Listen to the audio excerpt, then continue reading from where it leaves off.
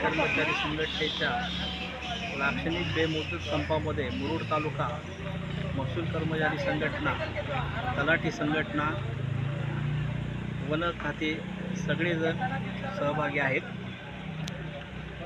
ज्या प्रलंबित मागण्या आहेत त्या मागण्यांसाठी राज्यस्तरावरती मागण्या मान्य करण्यासाठी लावून धरण्यात आलेला आहे आणि आजचा हा बेमुदत संप चालू झालेला आहे।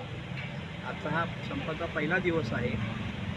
यामध्ये सर्व राज्य सरकारी कर्मचारी संघटनेचे कर्मचारी हे सहभागी झालेले आहेत। याबाबत राजपत्रित अधिकारी यांनी देखील पाठिंबा दिलेला आहे आम्हाला आणि कर्मचाऱ्यांच्या बाबतीत असलेल्या पेन्शनर्स आणि पेन्शन योजना या बाबतीत ज्या मागण्या आहेत तेव्हा यापूर्वी ज्या मागण्या राज्य सरकारने मान्य केल्या होत्या त्याची अंमलबजावणी आजपर्यंत झालेली नाही। या कारणाने हा संप चालू झालेला आहे।